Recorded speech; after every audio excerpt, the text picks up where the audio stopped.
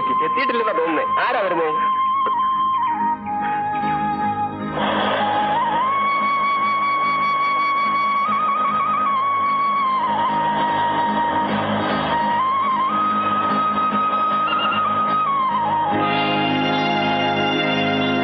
ചേടാ, ഇവനെങ്ങനെ തിരിച്ചറിയുക? കണ്ടിട്ട് വർഷങ്ങൾ അത്ര.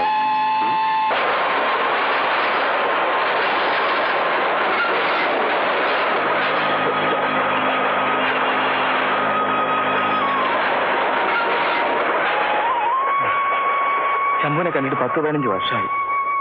എങ്ങനെ ഒന്ന് തിരിച്ചറിയുക? എടാ പ്രേമ, പ്രേംകുമാർ അല്ലേ? അല്ല, കർമ്മേന്ദ്രൻ. സോറി. ശംഭു, ഓ ആളങ്ങ് മാറിപ്പോയില്ല. കാലം കുറെ ആയില്ലേ പോയിട്ട്. എന്നാ നിൽക്കണ്ട, പോവാം. കൂലി പറഞ്ഞിട്ട് പെട്ടിട്ടാ മതി. നിങ്ങളുടെയൊക്കെ സ്ഥിര സ്വഭാവമാണ്. ആദ്യം തിരിച്ചു കളിച്ച് പെട്ടിയെടുക്കും, തലയിലേറ്റ് കഴിയുമ്പോൾ സ്വഭാവം മാറും. ശംഭു, നീ ശംഭുവും കുമ്പൊന്നുമല്ല ഞാൻ. തോട്ടക്കാട്ട് വീട്ടിലെ ഉത്തമനാ. ഇവിടുന്ന് കച്ചേരിപ്പടി വരെ ഈ 2 പെട്ടി കൊണ്ടുവരാൻ എന്ത് ചോട്ടുവലി വേണമെന്ന് പറ. അയ്യോ, ഇവിടെ നീ ഇവിടെ നിൽക്കുകയായിരുന്നോ? നിന്നെ നോക്കി എന്റെ കണ്ണ് കഴിച്ചുപോയി. മോനെ പ്രേമകുമാരാ, നിനക്ക് കാണാൻ ഒരു മാറ്റമില്ലടാ. എന്റെ പേര് രാമേന്ദ്രൻ എന്നാ. ചുമ്മാ എന്നെ പറ്റിക്കണ്ട. നിങ്ങൾക്ക് ആള് മാറിപ്പോയി. ഒന്നും മാറിയിട്ടില്ല. പിന്നെ എന്തൊക്കെയുണ്ട് വിശേഷങ്ങൾ? പറ. അല്ല, അറിഞ്ഞുകൂടാതെ ചോദിക്കാ. തനിക്കെന്താ വട്ടാണോ? ഓ പിന്നെ, നിന്റെ ചുമ്മാ വേറെ കയ്യിരിക്കട്ടെ. എന്താണ് പറഞ്ഞ? എന്റെ തലയ്ക്കകത്തും ചെളിയാണോ? എത്ര പ്രാവശ്യം പറഞ്ഞു എന്റെ പേര് ശംഭു എന്നല്ല, രവി രവി രവി. മനസ്സിലായി? രവി. ആള് മാറിപ്പോയെന്ന് വെച്ചാൽ അടിച്ചാലും പിടിച്ചാലും വരട്ടല്ലേ? പിന്നെ ഞാൻ പ്രേം, ശംഭു ശംഭു. ഏതായാലും നാട്ടുകാരുടെ തല്ലുള്ള രക്ഷപ്പെട്ടു. ആ, നമ്മൾ പഠിച്ച സ്കൂള്.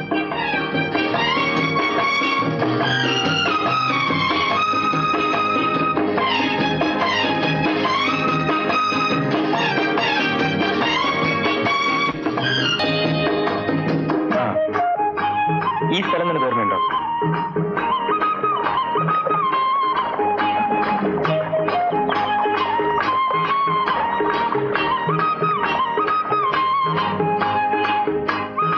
മറക്കാൻ പറ്റുമോ?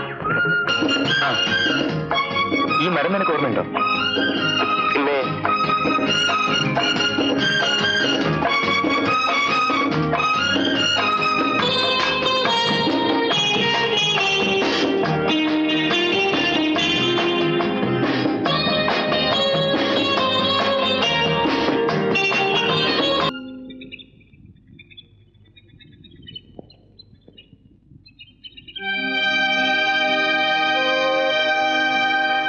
തിരുമേനി ഇപ്പോഴും ഉണ്ടോ? ഉണ്ട്. അയാളുടെ മുമ്പിൽ വെച്ച് ഈ വീട് കത്തി ചാമ്പലാന്ന് കാണാൻ വേണ്ടിയാണ് ഞാൻ ഇത്രയും ദൂരം വന്നിരിക്കുന്നത്. ശംഭു, എല്ലാം എനിക്ക് ഇന്നലെ കഴിഞ്ഞതുപോലെ ഓർമ്മയുണ്ട്. നന്നോട് പല പ്രാവശ്യം ഞാൻ പറഞ്ഞിരിക്കണോ ഈ പടി കയറരുത് എന്ന്. അശ്രീകരം. ഞാൻ വന്നതല്ല, തിരുമേനി വരുത്തിയതാണ്. എന്റെ മോനെ പള്ളിക്കുടുത്തി കയറ്റാൻ പാടില്ലെന്ന് തിരുമേനി പറഞ്ഞോ? അതെ, ഞാൻ പറഞ്ഞു. പഠിക്കാൻ പോകുന്ന നേരത്തെ കണ്ടത്തിലിറങ്ങി 4 കട്ട കുത്താൻ. ഇവിടുത്തെ കുട്ടികളോടൊപ്പം ഇരുന്ന് പഠിക്കേ. ശിവ ശിവ, അതിലെന്ത് യോഗ്യതയാണുള്ളത്? യോഗ്യത ഞാൻ പറയണോ? എന്താ പറയാൻ? ഇവന് ഇവിടുത്തെ കുട്ടി തന്നെ, തിരുമേനിയുടെ കുട്ടി തന്നെ. അല്ലാന്ന് എന്റെ മുഖത്ത് നോക്കി പറയാൻ തിരുമേനിക്ക് ധൈര്യമുണ്ടോ? സത്തെ, നിന്നെ ഞാൻ വേണ്ട. നിന്നെ തൊട്ടാൽ ശുദ്ധാവാൻ 100 കുടി കുടിക്കേണ്ടി വരും. 10 പേര് കാണാൻ തൊട്ടാലേ കുളിക്കേണ്ടതുള്ളൂ തിരുമേനി.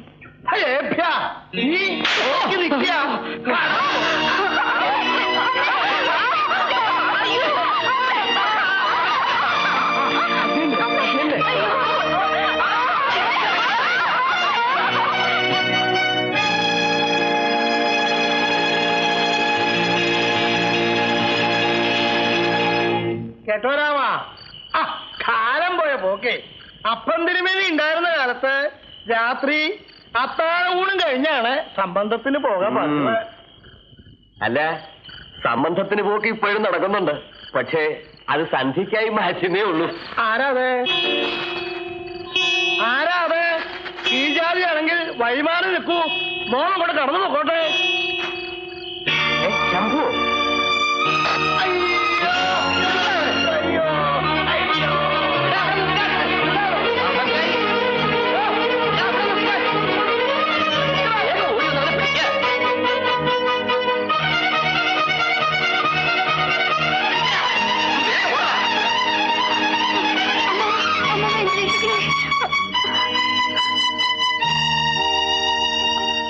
താങ്കളെ ആ കുഞ്ഞിയുടെ മോൻ ഇങ്ങോട്ട് വന്നോ?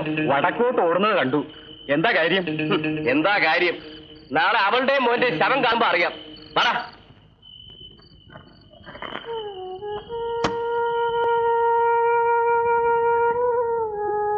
നടന്നത് നടന്നു. നീ ഇനി ഇവിടെ നിൽക്കണ്ട മോനെ. എന്നാൽ നിന്റെ ബാക്കി ഉണ്ടാവില്ല. കിഴക്ക് വെള്ളി കയറുന്നതിന് മുമ്പേ എന്റെ മോൻ എങ്ങനെയെങ്കിലും രക്ഷപ്പെട്ടു.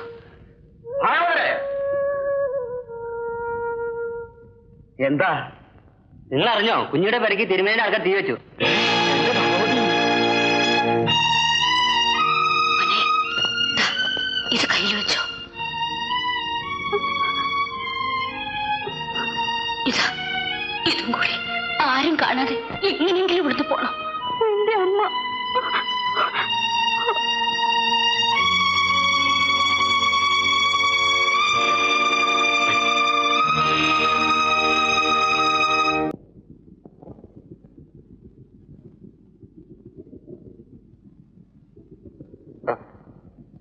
ഇപ്പൊ ഇത്രയൊക്കെ ഉള്ളു മോനെ. പഴയ കാലത്തൊക്കെ കുഞ്ഞിയുടെ മോന് ഇത് തന്നെ വലിയ സദ്യ അമ്മേ. അതൊക്കെ പണ്ട്. ഇപ്പൊ നീ വലിയ പ്രഭുവല്ലേ? ഞാനിപ്പോഴും പഴയ ശംഭു തന്നെ. അന്ന് ഞാനും നിന്റെ കൂടെ വന്നിരുന്നെങ്കിൽ. ഓരോരുത്തർക്ക് ഓരോന്ന് വിധിച്ചിട്ടുണ്ട് മോനെ. വെറുതെ എന്തിനാ വിധിയെ പഠിക്കുന്നത്? അച്ഛൻ ഭാഗവതരായിരുന്നു. അതുകൊണ്ട് 4 ലക്ഷം പഠിക്കുന്നതിന് പകരം സംഗീതം പഠിപ്പിച്ചു. അച്ഛൻ മരിച്ചപ്പോൾ വച്ചിട്ട് പോയ ആ തമ്പുര് മാത്രം ഇന്ന് ബാക്കിയുണ്ട്. അത് വിറ്റാൽ ഒരു നേരത്തെ ആഹാരത്തിനുള്ള വക പോലും കിട്ടില്ല. അതിനെന്താ, ദൈവാനുഗ്രഹം കൊണ്ട് ഒക്കെ നല്ലൊരു ശബ്ദം കിട്ടിയിട്ടുണ്ടല്ലോ. പണ്ടത്തെ പോലെ കച്ചേരിയോടുള്ള കമ്പൊന്നും ഇന്ന് ആർക്കുമില്ല. പിന്നെ പാടാൻ അറിയാമെങ്കിൽ വല്ല കുളക്കടവിലോ പാടത്തോ പോയി പാടിയിട്ടുണ്ട കാര്യം. നീ വിഷമിക്കാതെ, നീ എന്റെ കൂടെ വാ. നിന്നെ ഞാൻ ഒരു വലിയ പാട്ടുകാരനാക്കും. ഈ വീട്ടിനുള്ള കടപ്പാടുകൾ എനിക്ക് മറക്കാനാവില്ല. കുറച്ചുകൂടി ചോറ് വിളമ്പട്ടെ മോനെ? വേണ്ടമേ, വയറ് ഡമ്മായി.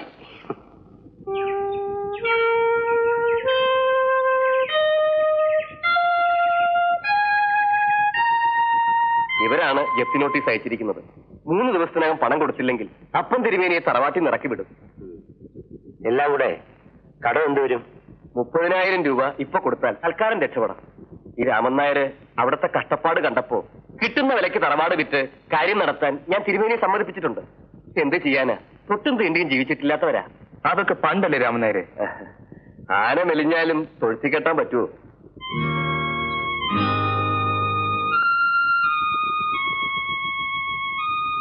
ഇതാ 30,000 രൂപയുണ്ട്. ബാക്കി ഞാൻ വീട് കണ്ടിട്ട് പറയാം. എനിക്കും കാര്യമായിട്ടെങ്കിലും തരണം.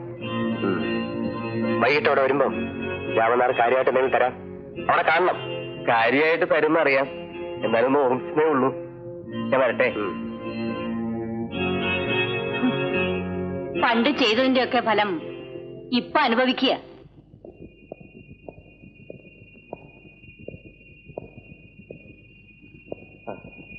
പ്രതീക്ഷിച്ചു നിൽക്കുകയായിരുന്നു. തിരുമേനി അകത്തുണ്ട്. തൊട്ടും തീണ്ടിയും ജീവിച്ചിട്ടില്ലാത്തൊരാകുമ്പം ആരും ഈ ഉമ്മറത്ത് ചെരുപ്പിട്ട് കയറിയിട്ടുണ്ടാവില്ല അല്ലേ? ഞാനിപ്പോഴും കയറാറില്ല.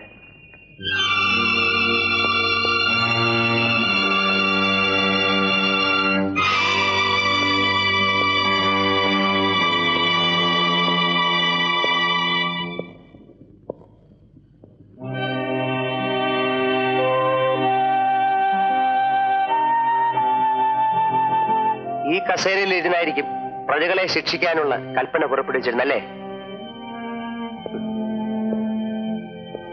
എന്നാൽ ഇന്ന് ഈ കസേരയിൽ ഞാനിരിക്കുന്നു.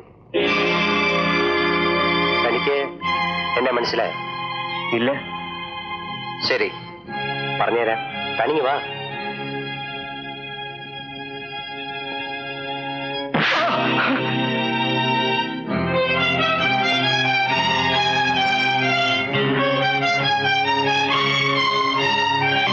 തനിക്ക് എന്നെ അറിയില്ല അല്ലടാ പട്ടി. 15 വർഷം മുമ്പ് ഈരത്ത് താൻ അടിച്ചു വീഴ്ത്തിയ പിന്നീട് ചുട്ടുവന്ന കുഞ്ഞെന്ന സ്ത്രീ തനിക്ക് ഓർമ്മയുണ്ടോ? അന്ന് എന്റെ കാല് പിടിച്ച് എന്നെ തല്ലല്ലെന്ന് പറഞ്ഞോ ആ സ്ത്രീയുടെ മകനെ ഓർമ്മയുണ്ടോ? ശംഭു, ഞാനോടാ ഒരു മകൻ. അന്ന് എന്റെ കുടിലിൽ കിടന്ന് എന്റെ അമ്മ കത്തിച്ചാരാവെന്ന് കണ്ട് നീയും നിന്റെ തിരുമേനിയും തട്ടഹസിച്ചു. ഇന്ന് രാത്രി ഈ വീട് കത്തിക്കാളുന്ന കണ്ട് ഞാൻ അട്ടഹസിച്ചിരിക്കും. മോനെ.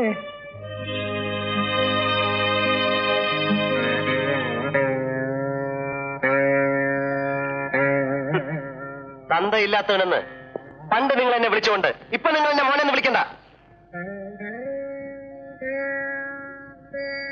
കുട്ടി, ഞാനെല്ലാം കേട്ടു. വേണ്ട, തൊടണ്ട. കീഴാതെയല്ലേ, തൊട്ടാ കുളിക്കേണ്ടി വരും. ശവത്തി കുത്തരുത് കുട്ടി. എനിക്ക് പണം വേണ്ട. ഈ തറവാട് നിന്റെയാണ്. നീ ഇത് കത്തിക്ക് എന്ത് വേണേ ചെയ്തോളൂ. പക്ഷെ ഈ മഹാഭാവിക്ക് ഒരു ഉപകാരം ചെയ്യണം. എന്നെ കൂടി ഇതിലിട്ട് നീ അതിന് തീ കൊളുത്തണം. പണ്ട് കുഞ്ഞിയെ ഞാൻ കൊന്നതുപോലെ. ചെയ്യാമെന്ന് പറയൂ കുട്ടി. നീ ഇത് ചെയ്യില്ല വെച്ചാൽ മരിച്ചാലും എന്റെ ആത്മാവിന് ശാന്തി ഉണ്ടാവില്ല. ശാന്തി ഉണ്ടാവില്ല. ശാന്തി ഉണ്ടാവില്ല.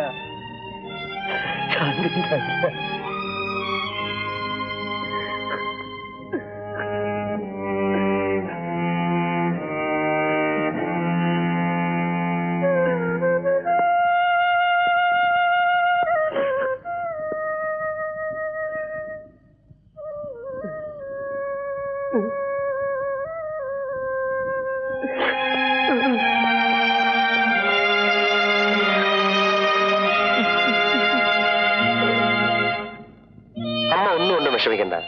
ഇവൻ എന്റെ കൂടെ വരുന്നത്. ഇവൻ എന്നെ വിട്ട് പിരിഞ്ഞ് ഇതുവരെയും ജീവിച്ചിട്ടില്ല. ഇവന്റെ അച്ഛനുണ്ടായിരുന്നെങ്കിൽ ഇതൊന്നും. പിന്നെ നിന്റെ കൂടെ ആയതുകൊണ്ട് എനിക്ക് സമാധാനമുണ്ട് പോലെ. ഞാൻ പോട്ടെ അമ്മേ. പോയിട്ട് വരാമെന്ന് പറ പോലെ. പോയിട്ട് വരാം.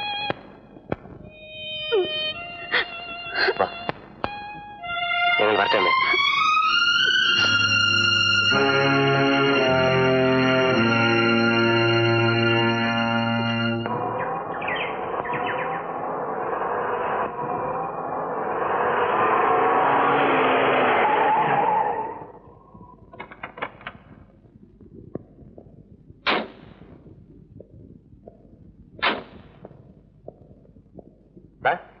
ഇത് അമ്പലവും പള്ളിയൊന്നും അല്ല തൊട്ട് നമസ്കരിക്കാൻ. ചെരുപ്പല്ലായിട്ട് കയറിക്കോ. വാ.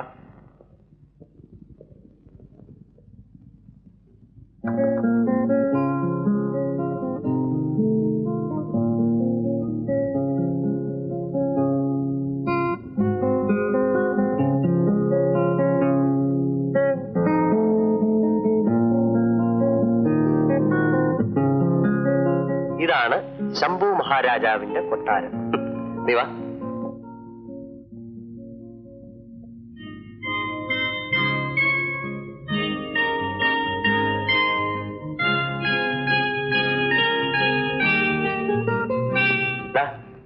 ഞാൻ പുറത്തേക്ക് പോകുന്നു.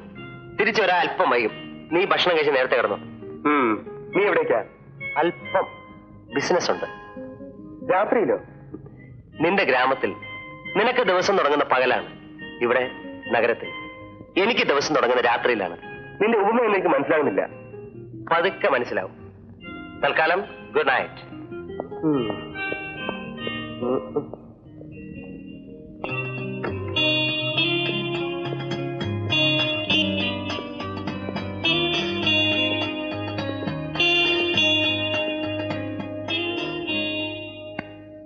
നീ ഊണ് കഴിച്ചില്ലേ? നീ വരട്ടെന്ന് കരുതി. ഞാൻ വരുന്നവരെ കാത്തിരിക്കാൻ നീ ആരാ? എന്റെ ഭാര്യയോ?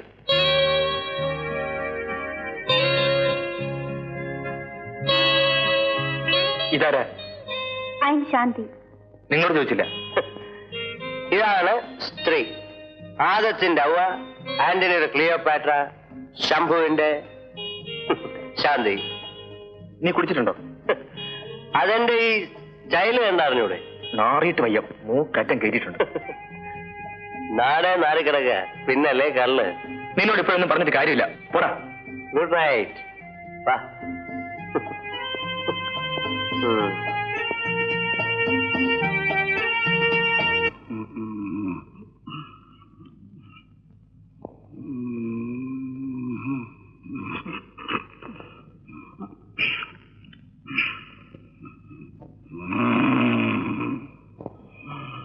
എന്നെ കെട്ടാൻ പോകുന്ന ആള് ഇതറിഞ്ഞാലോ? എങ്ങനെ അറിയാലോ? ബിസിനസ് നടത്താനുള്ള സമയം തന്നെ പുള്ളിക്കാരനില്ല. പിന്നെയല്ലേ ഞാൻ എവിടെ പോകുന്നു എന്ന് തിരക്കാൻ.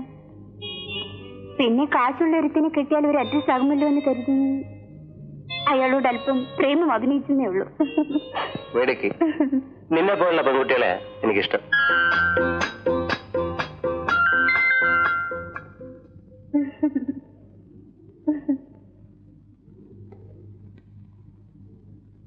വൈകിട്ട് കാണാം.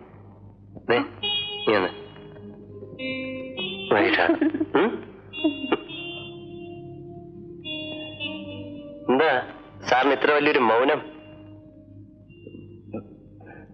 നീ ഇത്രയ്ക്ക് തരം താഴ്ന്ന ഒരു ആഭാസനാണെന്ന് ഞാൻ കരുതിയില്ല. ഗ്രാമത്തിന്റെ നിഷ്കളങ്കതയിൽ ജീവിച്ച നിനക്ക് ഇതൊക്കെ വലിയ തെറ്റായി തോന്നാം. പക്ഷെ ഞാൻ വളർന്നത് നഗരത്തിന്റെ ചെളിക്കുണ്ടിലാണ്. അതുകൊണ്ട് 10 വയസ്സിൽ 1-2 വെള്ളിത്തുട്ടുകളും നിന്റെ കഴുത്തിലെ മാലയും കൊണ്ട് നാടുവിട്ട ഞാൻ ഇന്ന് ഈ നിലയിലെത്തിയത് എന്തെല്ലാം കഷ്ടപ്പാടുകൾ അനുഭവിച്ചാണെന്ന് നിനക്കറിയാമോ? എന്തിന്? പ്രതികാരം ചെയ്യാൻ. എന്നിട്ട് എന്റെ ശത്രുവിന്റെ ഒരു തുള്ളി കണ്ണുനീരിൽ എന്റെ നെഞ്ചിലെ തീയെല്ലാം നിമിഷം കൊണ്ട് അണഞ്ഞുപോയി. കാരണം ആ നിമിഷം ഞാൻ ആലോചിച്ചു പോയി, അദ്ദേഹം എന്റെ അച്ഛനാണെന്ന്. Now, what have I got to lose? Nothing. Just nothing. ഇപ്പോൾ ജീവിക്കുന്ന നിമിഷത്തെ കുറിച്ച് മാത്രമേ ഞാൻ ആലോചിക്കുന്നുള്ളൂ. Eat, drink and be merry. തിന്നുക, കുടിക്കുക, സന്തോഷിക്കുക. അന്ന് ഒമർ ഖായം ഇത് പറഞ്ഞില്ലായിരുന്നെങ്കിൽ ഇന്ന് ഈ ശംഭു പറഞ്ഞതായി ലോകം ഇതറിഞ്ഞേനെ. നീ എന്നോട് ക്ഷമിക്കണം. ഞാൻ എന്തൊക്കെയോ പറഞ്ഞുപോയി. സാരമില്ല. വന്ന വഴികളെ കുറിച്ചോ ഇനി മുന്നോട്ട് പോകാനുള്ള വഴികളെ കുറിച്ച് ആലോചിച്ചാ ഞാൻ ആത്മഹത്യ ചെയ്തു പോകും. കാരണം നേടാനും നഷ്ടപ്പെടാനൊന്നുമില്ല. അതുകൊണ്ട് ചിരിക്കാം, എന്ത് കണ്ടാലും ചിരിക്കാം, തുള്ളിച്ചാടാം. ഇല്ലെങ്കിൽ ജീവിതത്തിന് എന്ത് ത്രില്ലാണ്.